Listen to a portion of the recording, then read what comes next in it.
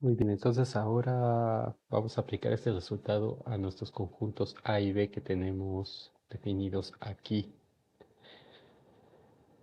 No sé cómo ponerle a esto. Vamos a ponerle proposición 1.4, sí, es el 4, sí, 1.4.1.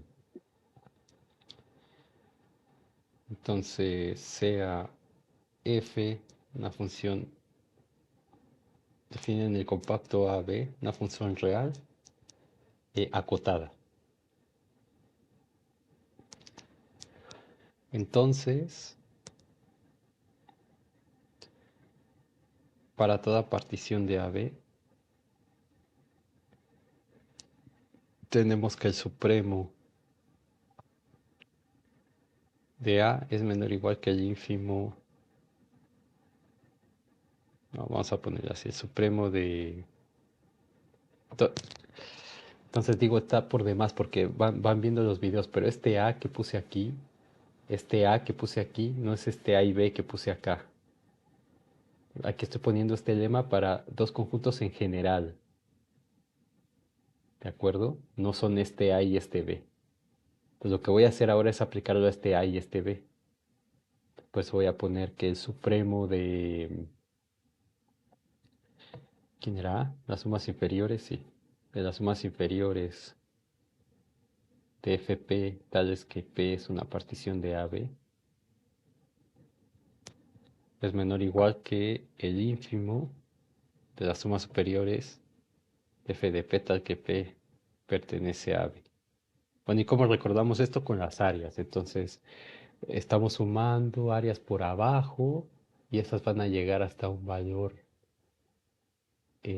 máximo, si lo queremos pensar así, un valor supremo. Entonces, esa área tiene que quedar por debajo de las áreas que van por arriba, que van a alcanzar un valor ínfimo, un valor mínimo. Y entonces con esto recuerdo esta desigualdad. Entonces vamos a demostrar esto. Por supuesto vamos a hacerlo aplicando el lema que acabamos de demostrar. Entonces evidentemente el conjunto, vamos a llamarle sea A igual al conjunto de S abajo de FP, tal que P es partición de AB. Entonces este es distinto del vacío y es un subconjunto de números reales. Y B, que es el conjunto de sumas superiores de FP, tal que P, este, tal que P es partición de AB, es distinto del vacío también, y ese B es un subconjunto de R, conjunto de R. Entonces, ¿qué más necesitamos ver? Y tenemos que ver que A es menor o igual que B para toda A en A y B en B. Entonces, I, por el teorema 1.3.1,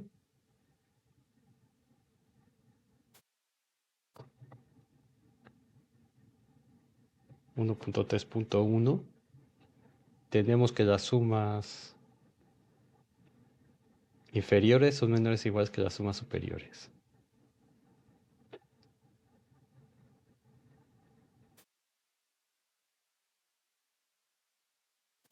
P1, P2. Entonces, para P1, P2, partición de AB. Entonces, ¿qué significa esto? Que A es menor o igual que B para toda A en A y B en B. ¿Sí lo ven? Entonces, esta partición P2 es un elemento de aquí. Entonces, esta suma superior es un elemento de B. Y esta partición P1 es una partición de AB. Entonces, esta suma inferior es un elemento de este conjunto A. Entonces, se cumplen las condiciones del lema.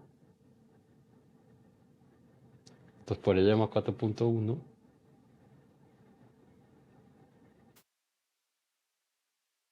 1.4.1 tenemos que el supremo, el supremo de A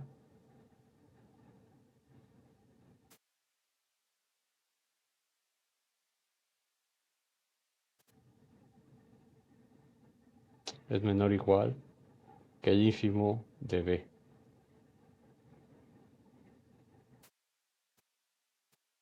Perfecto. Y tenemos demostrado este pequeño teorema. Y ahora lo que vamos a hacer es demostrar otro teorema. Entonces para eso, sí, aquí mismo voy a poner la definición de integral inferior y superior. Entonces vamos a ponerle, ya le puse esta proposición. Entonces esto está demostrado ya. Proposición 1.4.2. Voy a seguir poniendo esto, sea f una función de a b de Rn R acotada. Entonces se da cuenta, el hecho de que sea acotada es lo que garantiza la existencia tanto del ínfimo como del supremo por el axioma del supremo que vieron en cálculo 1, que es lo único que se necesita pedirle a la función para que existan estas dos cantidades de aquí. Y para que existan estas sumas también, como la función es acotada en cada subintervalo, y existe el M1 chiquita y el MI chiquita y el MI grandota, que es el ínfimo, pero de la función en el intervalo AB. Entonces existen todas esas cantidades por el simple hecho de que la función sea acotada. Entonces, para toda partición de AB, número 1, las sumas inferiores de la función f para una partición P van a ser menores o iguales que la integral inferior de AB de f, y esa va a ser menor o igual que la integral superior de AB de f, y eso va a ser menor o igual que las sumas superiores de f en P. Entonces, ¿quiénes son estas cosas? La integral inferior de AB de f va a ser el supremo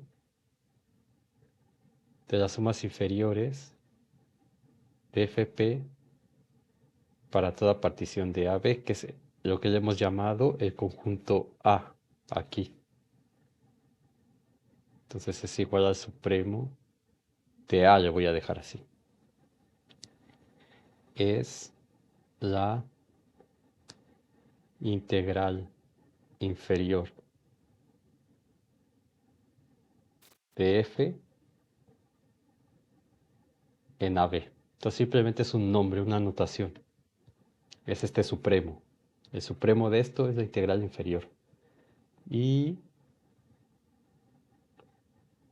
esta de aquí va a ser el ínfimo de las sumas superiores. Entonces, ¿qué es esto? Pues es un área que va por abajo.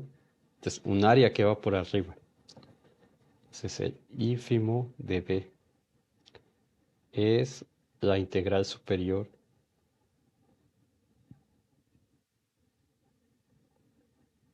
de F en el intervalo AB. Y si quieren, le pueden llamar integral inferior o integral inferior de Darboux.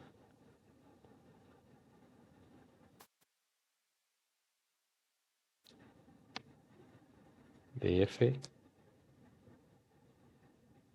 en AB. Integral inferior de Darboux de F en AB. Entonces, a esto le pueden llamar integral inferior simplemente, integral superior simplemente. También le llaman integral inferior de Riemann, o integral superior de Riemann, o integral inferior de Riemann-Darboux, o integral superior de Riemann-Darboux. Eh, lo estoy pronunciando en español y no en francés porque no sé, pero da lo mismo. A veces simplemente dicen integral inferior y la integral superior. Y la segunda consecuencia es que, este, bueno, y esto se ve que va a ser inmediato por el lema que demostramos antes. Y una segunda consecuencia que voy a poner aquí de una vez es que m de f por b menos a es menor o igual que las sumas inferiores de fp, esto es menor o igual que las sumas superiores de fp, esto es menor o igual que m mayúscula de f por b menos a. Entonces, donde mf y mf mayúsculas son las cotas inferior y superior de f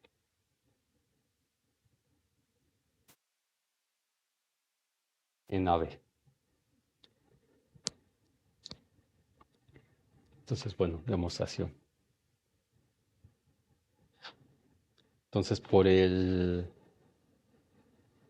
vamos a demostrar uno. Entonces, por la proposición 1.4.1,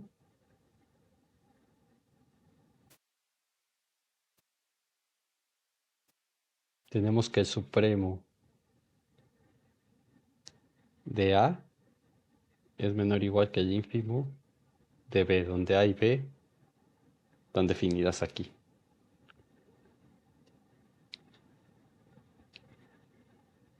¿De acuerdo? Y por el teorema 1.3.1 me parece que era.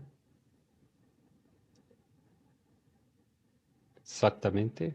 Por el teorema 1.3.1 tenemos que, entonces voy a ponerlo aquí, que para P1, P2 particiones de AB, tenemos que las sumas inferiores de f de P1 son menores o iguales que las sumas superiores de f de P2. Está ahí. Entonces lo que ya dijimos, que esto dice que cualquier suma superior es cota superior del conjunto A, que es el conjunto de sumas inferiores. Y entonces, por lo ya discutido, bueno, voy a ponerlo aquí. Aunque suene repetitivo, es mejor para que quede más claro.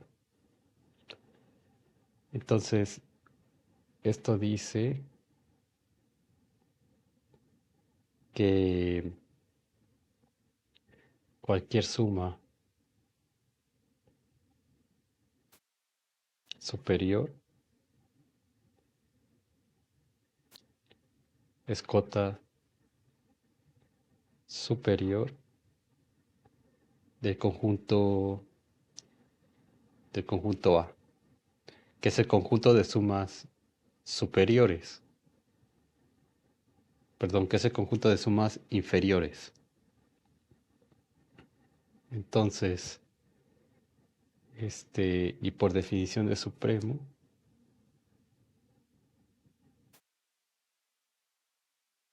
que es la menor de las cotas superiores, de las cotas inferiores, entonces tenemos que supremo de A es menor o igual que las sumas superiores de F, y en vez de ponerle P2 le voy a llamar P, simplemente. Donde P es una partición de AB.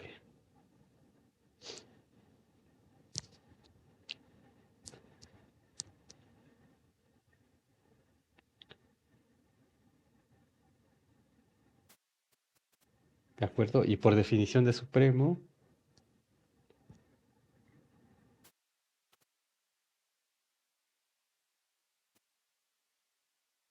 cualquier suma inferior es menor o igual que el supremo de A, el conjunto de las sumas inferiores. Entonces, para toda P en AB, o lo que es lo mismo, si lo quiero poner así, para toda suma inferior que pertenece a Y análogamente,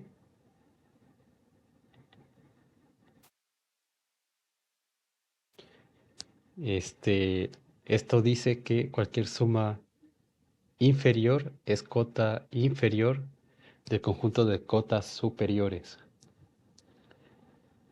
Entonces eso significa que ese abajo de FP es menor o igual que el ínfimo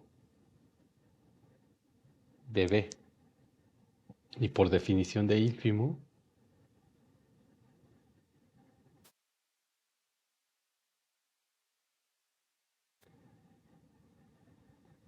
tenemos que es la mayor de todas las cotas inferiores. Entonces el ínfimo de B es menor o igual que las sumas superiores de F en P.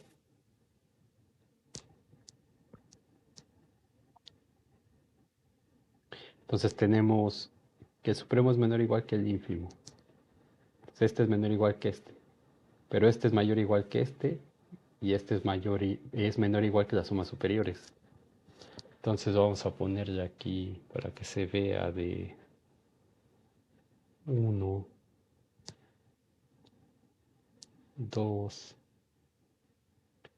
y 3.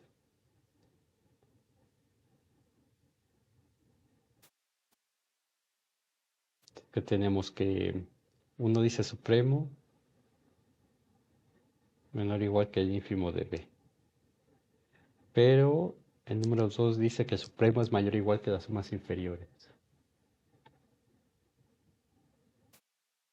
Y el 3 nos dice que esto es menor o igual que las sumas superiores.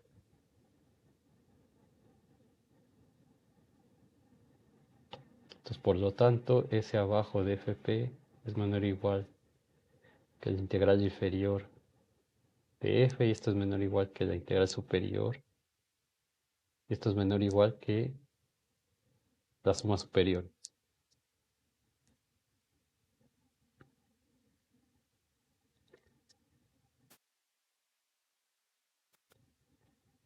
¿De acuerdo? Entonces tenemos esta cosa que era que el supremo de A es menor o igual que el ínfimo de B.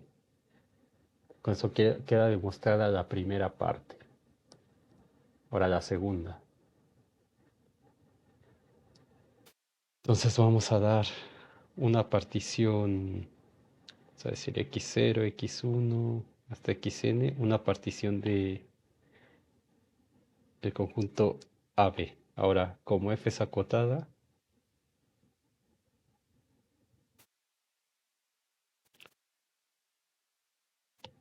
bueno, voy a ponerle que eso implica que f es acotada inferior y superiormente. Es decir, existen MDF y MDF en los reales, tales que MDF es menor o igual que f de x, menor o igual que m mayúscula de f, para todo x en el intervalo AB. Eso es porque la función es acotada. Y ahora, como ya sabemos, voy a ponerlo aquí, que no debería, simplemente debería ponerlo porque ya lo demostramos, pero como f es acotada, esto implica que el conjunto de imágenes es acotado. Entonces, esto implica que existen, o sea, es acotado en AB, pero esto implica entonces que esta f de x, este conjunto, es acotado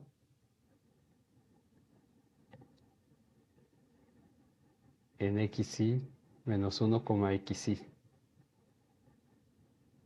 para todo y desde 1 hasta n. Y entonces eso implica que existen tanto mi chiquita, que es el ínfimo de f de x, tal que x pertenece a x y menos 1, xy. Entonces esto como notación simplemente voy a escribirlo para que a veces voy a usar una u otra dependiendo lo que más me convenga o a veces porque no quiero escribir tanto.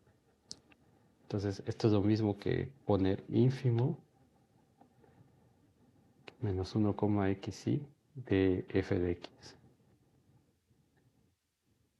Y también existe el supremo, que es mi mayúscula, supremo de f de x, tal que x pertenece a xy menos 1,xy. Como notaciones también se puede escribir como sub de xy menos 1,xy para f de x. Y eso vale para toda i desde 1 hasta n.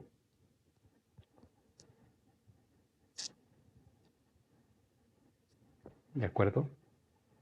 Entonces eso es para toda i desde 1 hasta n, pero como estas son las cotas de la f, eso significa que mf es menor o igual que mi de f, esto es menor o igual que mi de f mayúscula, o simplemente voy a poner mi, es menor o igual que mi mayúscula, esto es menor o igual que la m de f, para toda i desde 1 hasta n. Entonces, ¿qué significa esto? Que tengo para cada i una desigualdad como estas.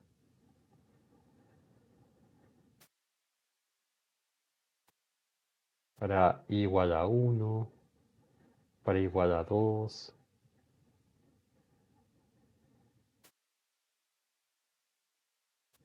y así hasta i igual a n.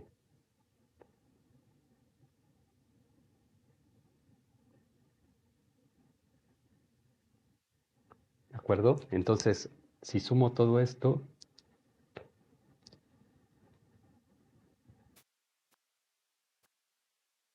más bien si multiplico todas estas por como delta x y es mayor o igual que 0, o de hecho es mayor que 0 estrictamente, entonces si multiplico por cada una de estas, la desigualdad no se altera. Entonces aquí multiplicaría por, déjenme borrarle y dejarle el espacio.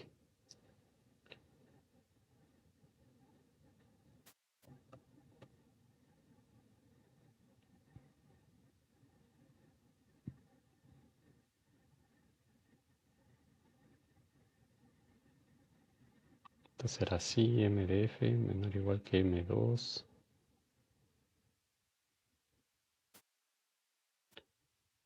mf menor o igual que mn, menor o igual que mn mayúscula, menor o igual que mf.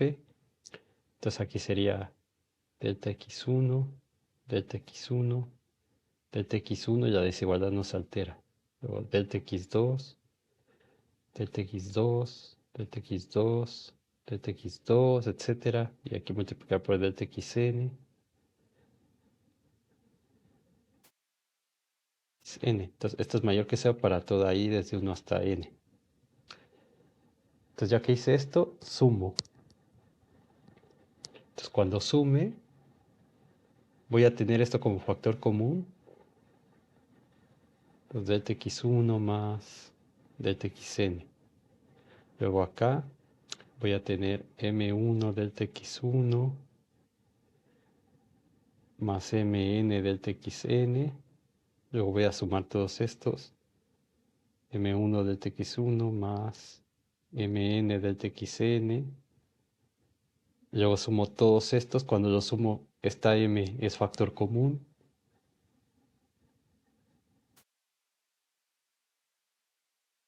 Entonces, esto lo puedo escribir en la notación de suma como mf por la suma desde igual a 1 hasta n de delta xy más la suma desde igual a 1 hasta n de mi delta xy más la suma desde igual a 1 hasta n de mi mayúscula por delta xy más mf, que no depende de, porque es un número, por la suma desde igual a 1 hasta n de delta xy.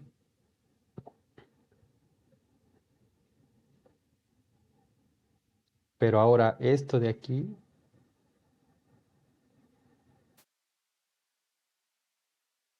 sería delta x1 más delta x2 más delta xn menos 1 más delta xn. Y esto, si se acuerdan, el delta xy era xy menos 1. Entonces esto es igual a x1 menos x0 más x2 menos x1 más xn menos 1 menos xn menos 2 más xn menos xn menos 1. Entonces si hago la resta, este se elimina con este, luego este con el que sigue, este con este con el anterior, y solo van a sobrevivir estos dos. Entonces me va a quedar xn menos x0. Pero como esta es una partición, ¿dónde está? Aquí. Entonces este x0 tiene que ser a menor que x1, menor que x2, menor que xn, que es igual a b. Entonces x0 es a y xn es b. Entonces me queda b menos a. Y entonces lo que tengo es que mf por b menos a es menor o igual, y esto por definición son las sumas inferiores.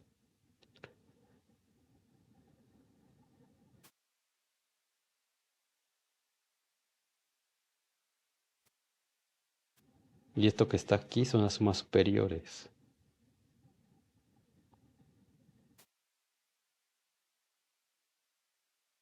Entonces me queda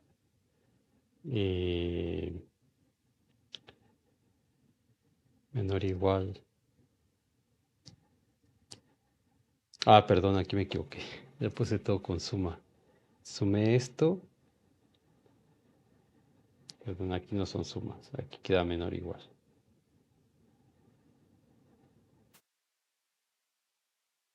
Entonces todo esto lo sumo, me queda esto y eso es menor o igual, que son números reales positivos, lo que estoy sumando, me queda esto y esto es menor o igual, y esto es menor o igual, menor o igual, igual, menor o igual. Entonces me queda menor o igual que las sumas inferiores, y eso es menor o igual que las sumas superiores, y esto es menor o igual que el MF de B menos A. ¿Qué es lo que queríamos demostrar? Y que de hecho lo pueden poner. Ah, no, de hecho está bien así.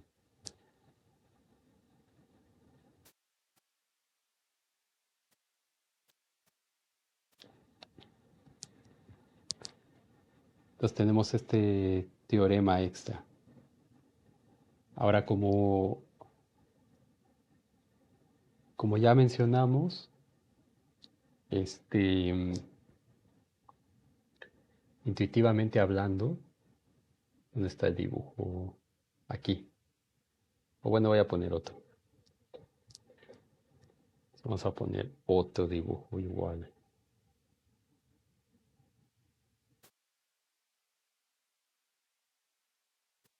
Bien. Entonces en el plano R2 si ponemos una función continua solo por fines didácticos, pero recuerden que tiene que estar acotada, por eso está así, definida en AB. Entonces, ¿qué significa eso? Que estos valores no se pueden ir infinito o menos infinito. O sea, puede ser que aquí esté hueco y el punto esté acá, pero siempre acotado en general. Pero bueno, voy a poner la función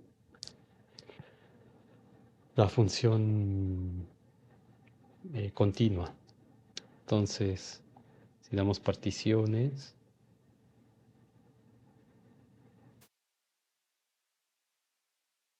vamos a poner así. Entonces generamos toda esta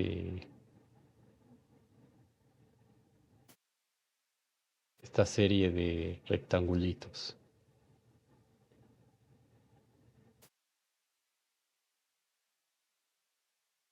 Entonces uno va por arriba. Entonces aquí son los mínimos de la función que sería aquí, el mínimo aquí, el mínimo, mínimo, el mínimo, y luego el máximo por arriba, máximo. Entonces todo esto sería en rojo. Aquí el máximo. Todo esto sería, y luego acá otra vez. Y otra vez. Y acá otra vez. Ahí está. Entonces, intuitivamente hablando, lo que hemos demostrado es que nosotros vamos haciendo, podemos hacer, esta es una partición.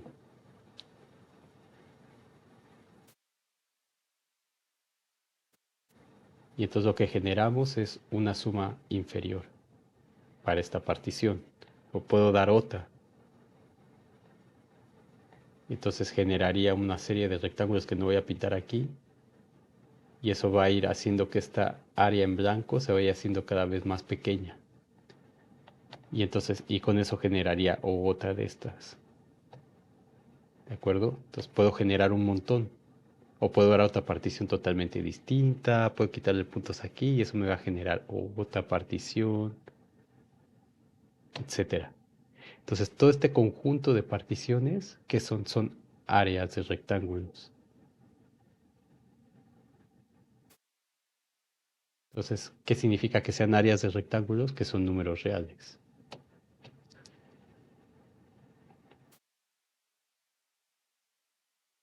Entonces, esos números reales, ese conjunto de números reales que va a estar dado por esto,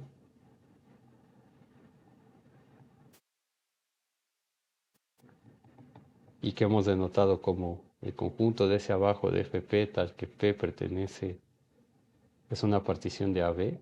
Entonces, todo este conjunto eh, tiene un supremo. Entonces, ¿cuál va a ser el supremo? Pues va a ser intuitivamente algo que no va a sobrepasar esta línea de aquí. Va a ser como un valor máximo, que en este caso es así porque la función es continua. Entonces, en otro caso donde la función tenga discontinuidades, o sea, una cosa extraña, pues va a ser un supremo. Entonces, pero en este caso un máximo. Entonces, ese máximo intuitivamente está dado precisamente por la curva. Entonces, no puede ser que esta área se vaya para arriba. Nunca sucede eso, es lo que demostramos. Y ahora, análogamente, tenemos que para la parte con los máximos, generamos una serie de particiones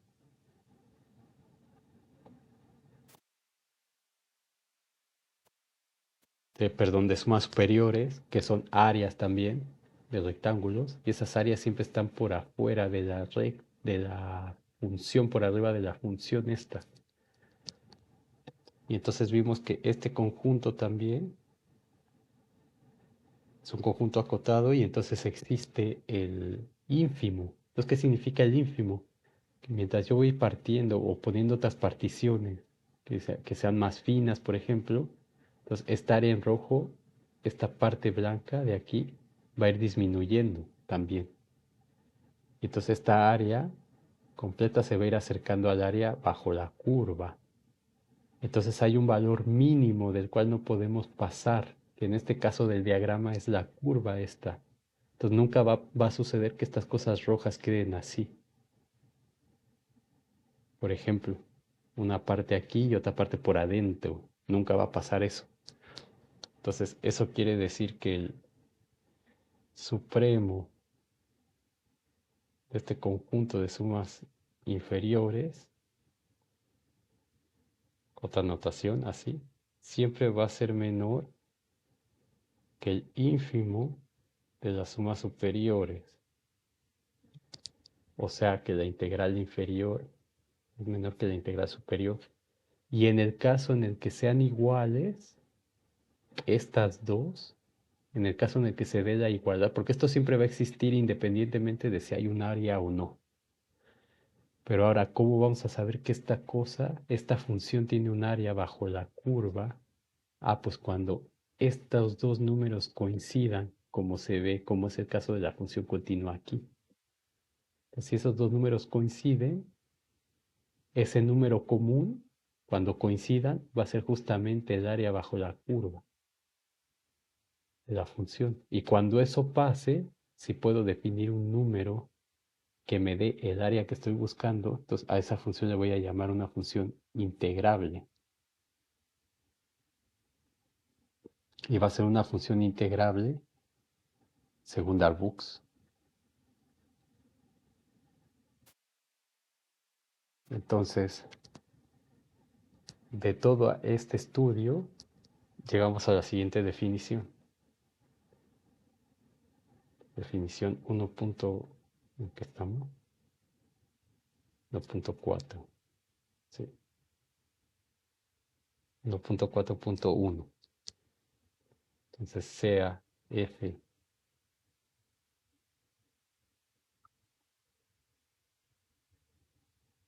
una función real definida en un compacto AB acotada en AB, vamos a decir que se llama Darboux integrable, que luego va a ser lo mismo decir que es Riemann integrable, porque vamos a demostrar que la construcción que hace Riemann con las sumas de Riemann es totalmente equivalente a esta construcción que hace Darboux con estas sumas precisamente de Darboux. Entonces, pero por el momento le voy a poner solamente Darboux integrable, pero puede ser, le pueden decir Riemann integrable o simplemente que la función es integrable. Ahora, el apellido va a ser importante en el futuro, porque en el futuro van a haber otro tipo de integrales. Entonces van a ver que una función es integrable según Lebesgue, o van a ver que una función es integrable según otra gente. Entonces, en ese contexto, a estas funciones se les llama Riemann integrables o Darboux integrables. Pero en el curso le pueden decir simplemente que una función es integrable.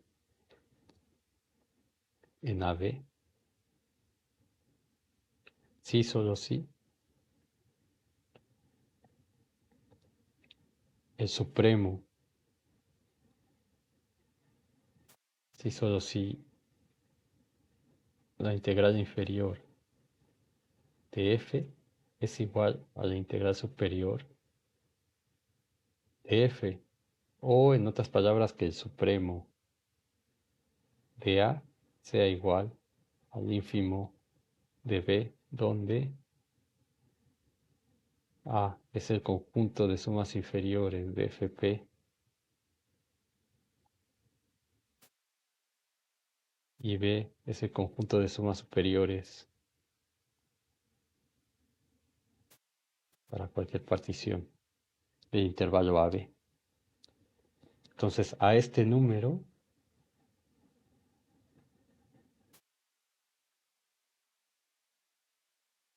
se le va a llamar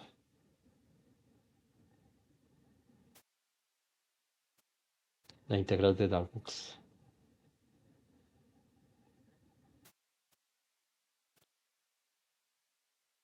O, como es conocida más generalmente, la función de la integral de Riemann.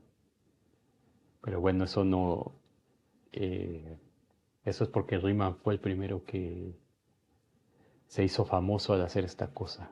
Y la construcción de Riemann es distinta en principio a lo que hace Darboux, pero en esencia es lo mismo. Entonces, nosotros vamos a demostrar que ambas construcciones son equivalentes más adelante. Entonces, la integral de Darboux de f en AB, denotada de esta forma, simplemente como la integral de AB f, que es esta notación se utiliza para los contextos, para contextos teóricos, va a ser totalmente equivalente, aquí voy a poner igual, totalmente equivalente a la integral de AB de f de x, y eso precisamente va a ser igual a la suma inferior de AB de f, y eso va a ser igual a la suma superior de AB de f. Entonces, si la función es Darboux integrable, eso significa que el supremo de las sumas inferiores es igual al ínfimo de las sumas superiores, o lo que es lo mismo que la integral inferior es igual a la integral superior, que geométricamente hablando es que las áreas de los rectángulos por abajo sea igual a las áreas de los rectángulos por arriba, y ese número común se le va a llamar la integral de Darboux o la integral de Riemann simplemente o la integral de Riemann-Darboux. Ahora, mucha gente en la preparatoria me llegó a pasar que incluso en los primeros semestres de la carrera que hacían cosas así, nunca le ponían la de X y entonces integraban, ¿de acuerdo? Y en la preparatoria el profesor les decía, esto está mal porque necesitas el de X aquí, que sino que respecto a quién estás integrando, bla, bla, bla, pero bueno, una vez entendida la teoría simplemente es una notación, entonces uno simplemente puede poner la integral de 1 a 2 de la función que va a integrar, sin necesidad de poner el de X. Aunque, digamos, esta notación es más común en los aspectos teóricos, es más común en los aspectos teóricos, mientras que esta notación es más común en los prácticos. Entonces, porque justamente cuando se vean métodos de integración, esto ayuda a ver qué es lo que se tiene que hacer. Y además, esta notación tiene una cosa extraña, que es este dx de aquí. Que ustedes estudiaron en cálculo 1 como una diferencial, pero que de manera más general es una unoforma diferencial. Nosotros, de hecho, en los cursos de cálculo 4 vemos la construcción del teorema de Stokes. Bueno, lo vimos hace dos cálculos 4 porque el pasado no hubo tiempo por tanto paro de clases y todo eso. Pero de hecho está ahí en una lista de reproducción en donde estamos subiendo estas cosas, donde construimos el teorema de Stokes en variedades. Entonces, estas son formas diferenciales. Y luego ya después encontramos los teoremas equivalentes para el espacio Rn. O sea, en específico para R3, para R2, R3, que es el teorema de Green, Stokes y Gauss. Entonces, esta cosa va a tener, o sea, muchas implicaciones, pero no las vamos a ver acá. No las vamos a ver acá. Entonces, no se preocupen. Por eso. Eh,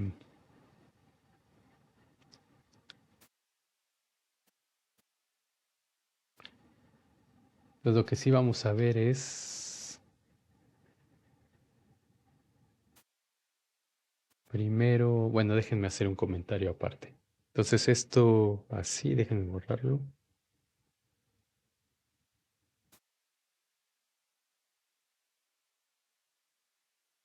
La definición de integral de Riemann y vamos a ver algunos ejemplos para ver qué funciona. Y después, cuando hayamos demostrado las propiedades de la integral, vamos a ver que efectivamente es una medida, según lo que definimos en una de las clases al principio. Me parece que fue en la segunda o la tercera, no recuerdo bien. O sea, que cumple toda esa serie de propiedades que habíamos llamado mu1, mu2, mu3, mu4. Entonces, esta cosa es una cosa que efectivamente mide el área, según esa definición. Aunque la definición formal de área va a venir en análisis cuando vean la integral de Lebesgue. Y van a ver la medida de Lebesgue. Pero bueno, entonces acá una observación. Este, si f es integrable, la integral inferior es la integral superior y es la integral de la función f. Y entonces de la proposición, ¿dónde está? La proposición 1.4.2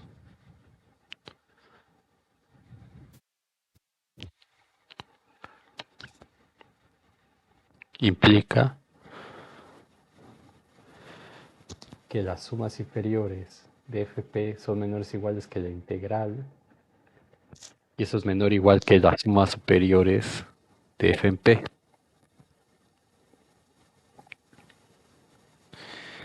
Entonces, vamos a ver que la integral es el único número con esta propiedad también.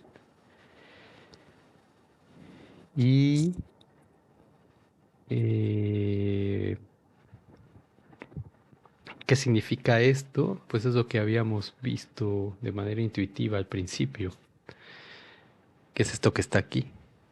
Entonces, la integral, que sería el área bajo la curva,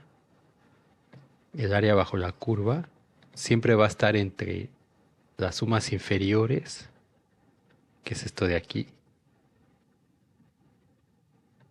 siempre va a ser mayor o igual que las sumas inferiores y va a ser menor o igual que las sumas superiores, que son todas estas áreas que están por acá. Entonces, geométricamente se entiende ahora perfectamente qué significan todas estas cosas y no solamente queda ahí al aire como algo algebraico. Entonces, lo que vamos a hacer ahora antes de demostrar el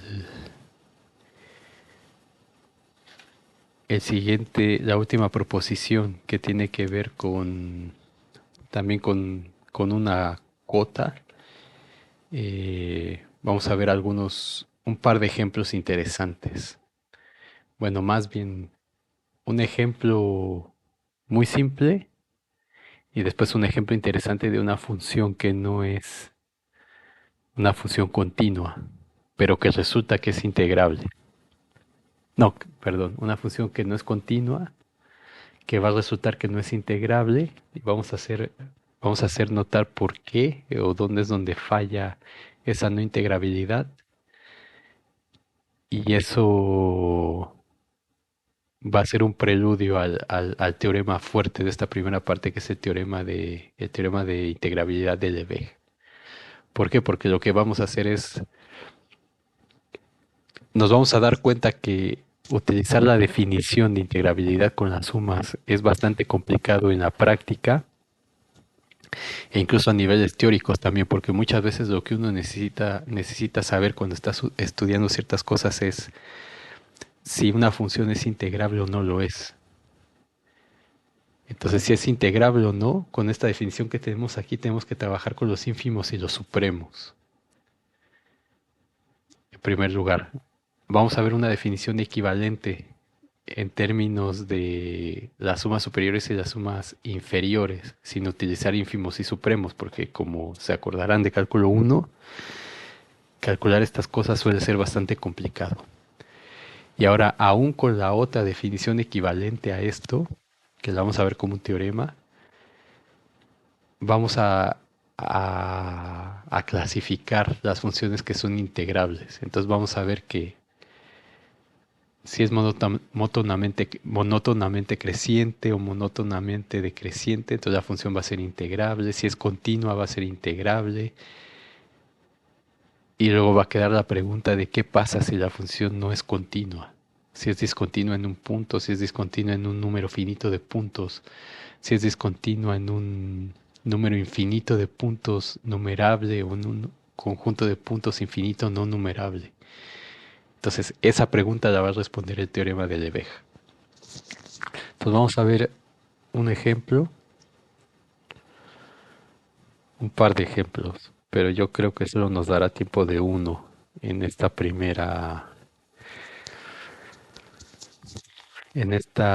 clase número 7. Entonces vamos a tomar la función más fácil. Eh, sea f de x igual a la constante c mayor que cero. Entonces mi función es una función f que va del intervalo a b de R en R. Y esta función, como podemos ver, es acotada. Es acotada. Entonces, la cota inferior y superior puede ser la misma c.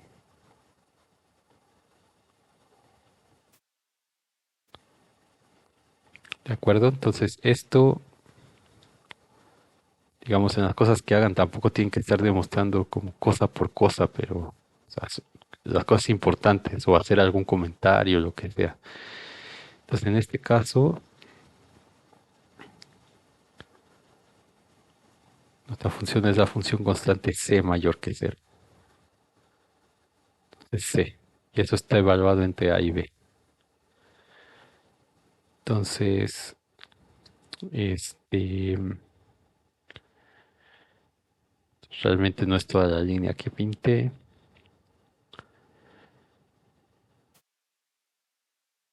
Quitar esto y esto.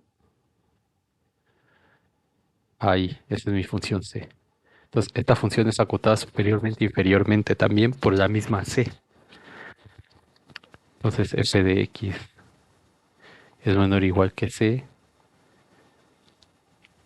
y es mayor o igual que c para toda c en R. Pues de hecho, en este caso es igual. En este caso específico es igual. Pero justamente cumple la definición de cota superior y cota inferior. Y de hecho, pues está acotada también porque la cota puede ser un número c más 1, por ejemplo. Otra cota superior puede ser c más 1. Otra cota inferior puede ser un c menos 1, por ejemplo. Y hay una infinidad de cotas superiores y una infinidad de cotas inferiores. Entonces, esta función es acotada. Como es acotada, existen las sumas inferiores, las sumas superiores, el ínfimo, el supremo, etcétera, etcétera. Entonces, eso es lo primero que tenemos que ver cuando analicemos un ejemplo, porque puede ser que la función no esté acotada. O si no está acotada, no sabemos nada. Hasta este punto. Y por supuesto, eso lo vamos a estudiar más adelante cuando veamos la integral impropia. Entonces vamos a ver, queremos ver si f es integrable. F es integrable, si lo es, ¿cuál es su integral?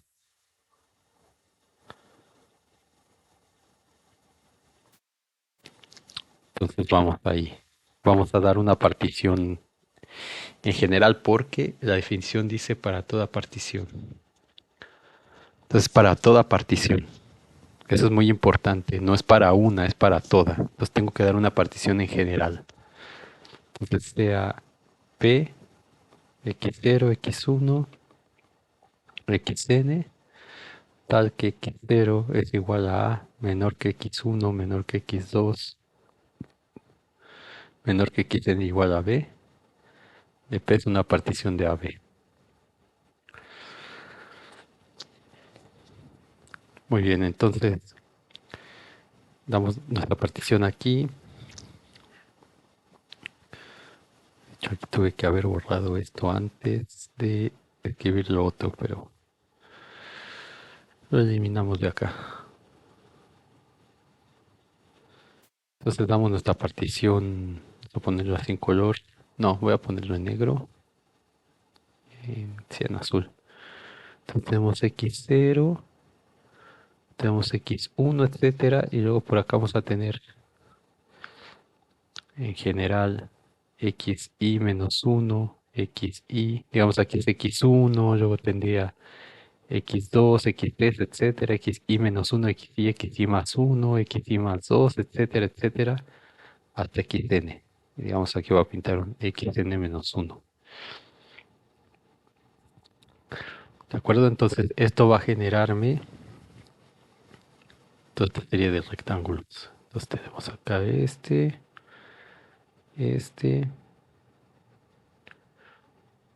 etcétera.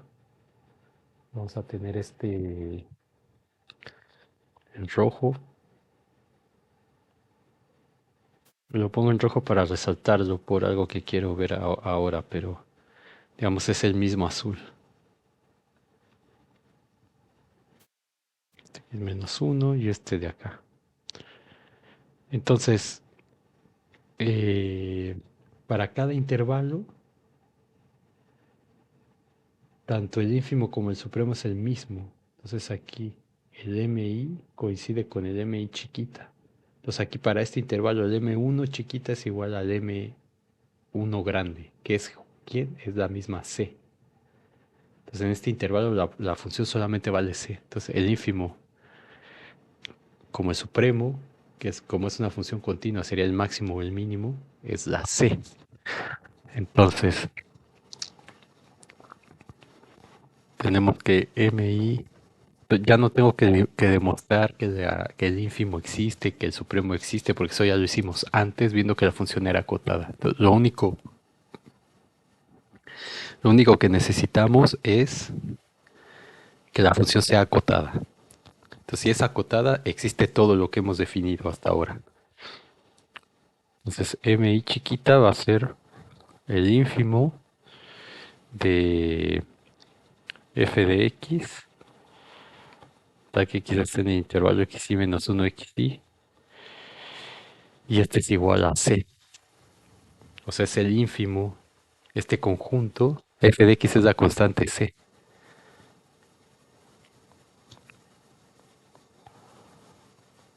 Entonces, y esto es para todo i, desde 1 hasta n. Entonces, digamos, para todo i quiere decir que m1 es el ínfimo de c. Voy a ponerlo acá. M1 es el ínfimo de C tal que X pertenece a X1 menos 1 X0, X1. Es decir, este es el primerito que está acá. ¿Ven? Pues toda esa información está aquí. Entonces, M2 sería el ínfimo de C tal que X pertenece a 2 menos 1, 1, 2, etcétera. Y Mn sería el ínfimo de C tal que X pertenece a Xn menos 1, Xn, que sería el último intervalo de acá. Entonces, si es la función constante C, pues significa que ese ínfimo vale C para toda I desde 1 hasta n. Y lo mismo para el supremo. El MI máximo sería el supremo, que en este caso el ínfimo es el mínimo y en este caso el supremo es el máximo. F de x tal que x pertenece a xy menos 1 xy. Entonces, la función es constante en todos los intervalos. Entonces esto es igual al supremo de c tal que x pertenece a xy menos 1, xy. Y esto es igual a c para toda i desde 1 hasta n.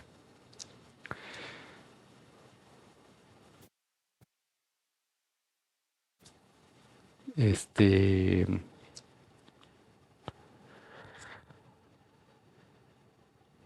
muy bien, ¿y luego qué quiero hacer? Vamos a calcular las sumas superiores. Entonces, S abajo de FP para esta partición sería la suma es igual a 1 hasta n por una partición en general. Estoy dando una partición en general. En ningún momento estoy diciendo que esta partición es una en particular. Es en general. De MI por delta XI. Entonces esto es igual a la suma desde igual a 1 hasta n. Y este MI vale C para toda I. Entonces este vale C por delta XI, que es igual a C por la suma desde igual a 1 hasta n de delta XI. Y esto ya lo habíamos calculado antes. B menos A. ¿Cierto? Entonces si no se acuerdan, lo pongo aquí. La suma desde igual a 1 hasta n de delta XI, pues es la suma desde igual a 1 hasta n de xi menos 1. Y esto sería x1 menos x0 más x2 menos x1 más x3 menos x2, etcétera, más xn menos 2 menos xn menos 1 más xn menos 1 menos xn. Entonces este elimina este a este, se van a ir eliminando telescópicamente, como dicen. Elimina este a uno anterior, entonces me queda xn menos x0, pero xn vale b, y x0 vale a. Entonces por eso tengo esto de acá.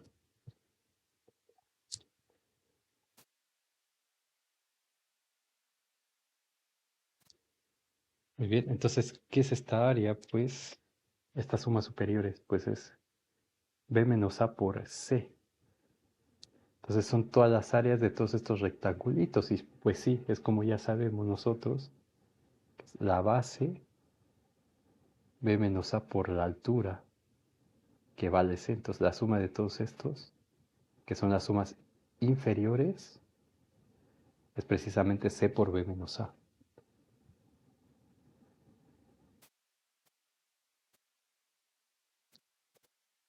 Entonces como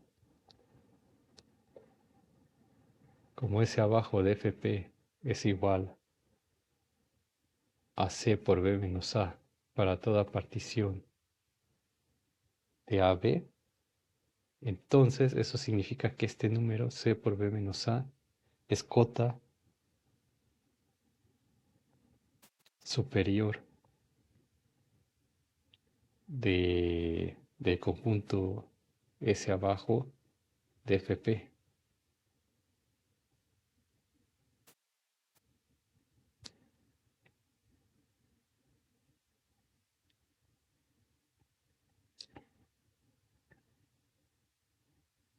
¿De acuerdo? Y además, C por B menos A pertenece al supremo de ese conjunto. Que de hecho, que es el supremo de C por B menos A, según lo que hemos calculado acá para cualquier partición. Entonces, esto es C por B menos A. ¿Quién es el supremo de C por B menos A? Pues tiene que ser, o sea, para empezar, el C por B menos A pertenece a este conjunto. Entonces, si una cota superior pertenece al conjunto, automáticamente es el supremo por una propiedad que vieron en cálculo 1. Entonces, si una cota superior este, pertenece al conjunto, entonces es el supremo automáticamente. Entonces, por lo tanto, el supremo de las sumas inferiores de FP, que voy a poner así para no escribir tanto, es C por B menos A.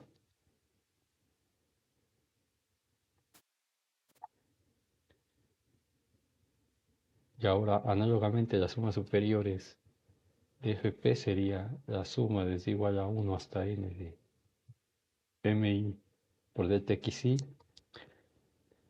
La suma desde igual a 1 hasta n, estas MI valen C, en este caso para toda I,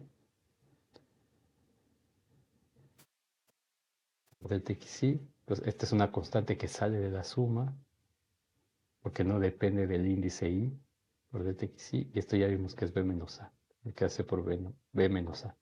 Y efectivamente, según este diagrama, pues es el mismo, coinciden las dos. Entonces, por lo tanto, por los mismos argumentos de antes, el ínfimo del conjunto de sumas superiores de FP, que sería el ínfimo de C por B menos A, pues como esto pertenece al conjunto, ese es el ínfimo. Entonces, por lo tanto, el ínfimo de las sumas superiores es igual a C por B menos A. Y ahora, y esta cosa también es la integral inferior de la función f, que en este caso es c de a a b. ¿De acuerdo? Entonces voy a dejar la f. Entonces, pero aquí en vez de f le puedo poner c y aquí también, en vez de f le puedo poner c. Y esta de aquí sería la integral superior de a a b. Entonces, tanto la integral inferior como la integral superior existen y son iguales.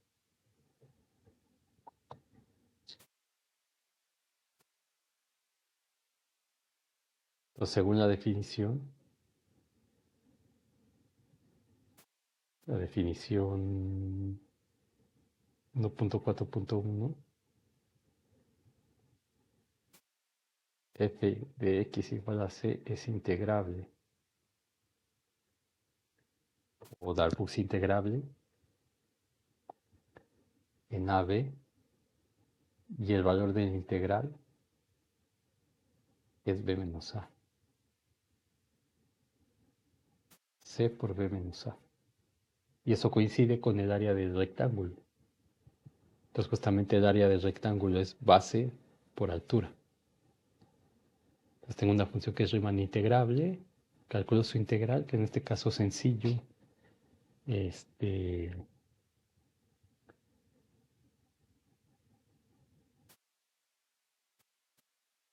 se ve que usar esta maquinaria pues no tiene sentido para un rectángulo que ya sabemos, pero ayuda a ver cómo utilizar las cosas para ver si la función es integrable según la definición. Entonces, en la siguiente vamos a ver un ejemplo un poquito más complejo. Pues aquí, que es el área,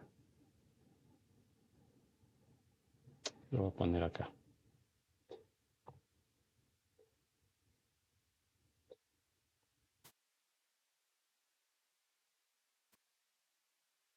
que es el área del rectángulo o de la región R de f de AB, que es el conjunto de puntos X, Y que pertenecen a R2, tales que X está entre A y B y f de X está entre 0 y C.